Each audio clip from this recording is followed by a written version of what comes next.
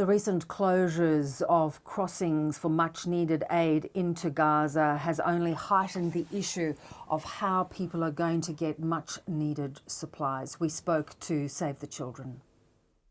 The situation in Rafah, in the Gaza Strip at the moment, is absolutely catastrophic.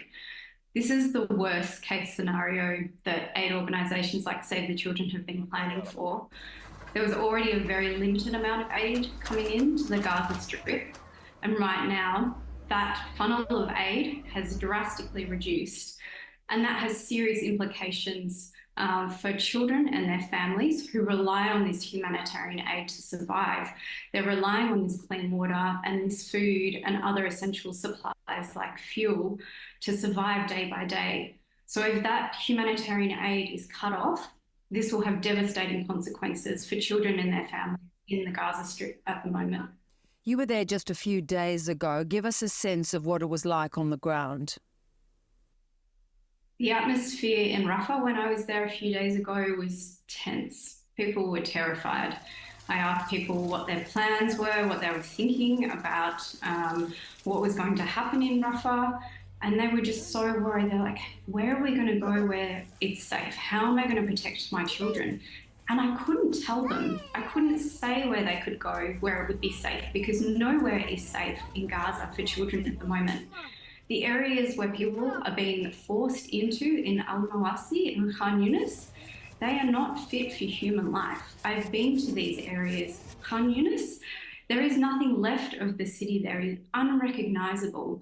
The buildings are so destroyed you can't even see where people used to live there. And then Al-Mawasi is a sea of tents. There are no sanitation facilities. People wait for hours just to go to the toilet.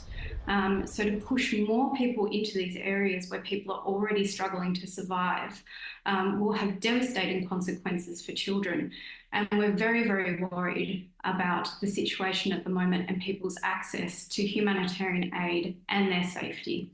Well, Israel has opened up Kerem Shalom. Is that going to be enough to get through the sort of aid that is needed? The main source of aid coming via road into the Gaza Strip came through the Rafah crossing. So whilst if we open other crossings, they need to allow so much more aid into the Gaza Strip at the moment. There was already a very limited amount coming in, and now that supply has been even further reduced. So we welcome any openings of other crossings. But it's essential that the number of trucks allowed in each day is increased dramatically. Otherwise, we're going to see children dying of thirst. We're going to see them dying of hunger. This situation is absolutely catastrophic. And of course, it's a legal obligation for any country during war to support children, to protect children. Yes, as part of humanitarian law, warring parties are obliged to allow civilians with access to humanitarian aid, including food, water and shelter, and they are required to protect them against violence. And currently, we're not seeing that happening. I understand your driver was from Khan Yunis and he was losing his way around the city because it was so destroyed.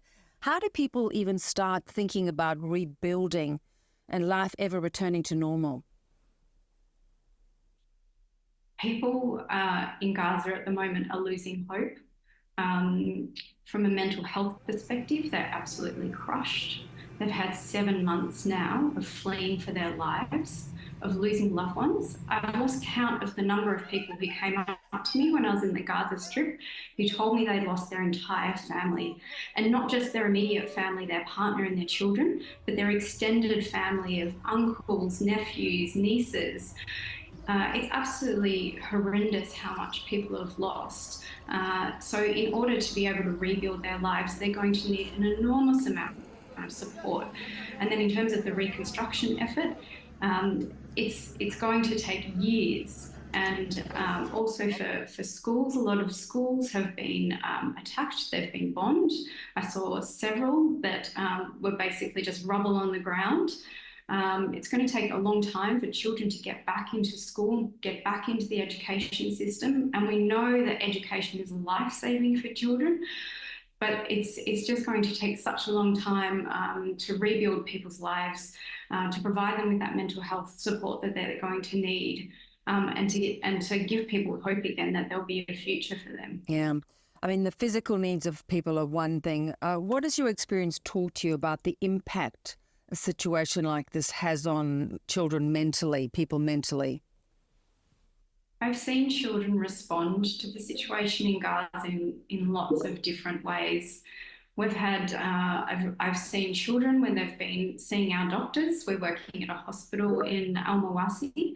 And I've seen children when there's been a very close explosion nearby, a very loud explosion, not even move, not even flinch or respond. Meanwhile, I've like responded, and so the doctor, and the child just hasn't, because this has just become their reality. But then on the other hand, I've seen children who are clearly extremely distressed about what is happening to them. They're not sleeping, they're anxious, they're withdrawn, they're angry. They're just really, really not coping with this situation. And there's just an absolutely huge need for mental health support. And then also for children. Many children have lost either one parent or both parents. Some children are unaccompanied, they're by themselves. So these children are the most vulnerable. These are the children who are going to need the most support right now to survive in the days and weeks to come, but then also to recover and to build their lives. And mental health support is going to be an essential part of that. Also for children who have lost limbs or have been severely injured. I met several children who had the most horrific injuries from shrapnel wounds. One boy I met, Ahmed, he was playing outside when there was an airstrike in a nearby house. He lost all of his friends who were there with him when that airstrike hit, as well as his cousin. And he is in such a terrible state at the moment. He's obviously in so much pain. He's worried. He can't even look at his leg because he's so horrified by what's happening to him. So these children are going to need an incredible amount of physical and mental support to recover. Sacha, we really appreciate you sharing your experiences with us. Thank you so much. Thanks, Beverley. Thanks for covering the story.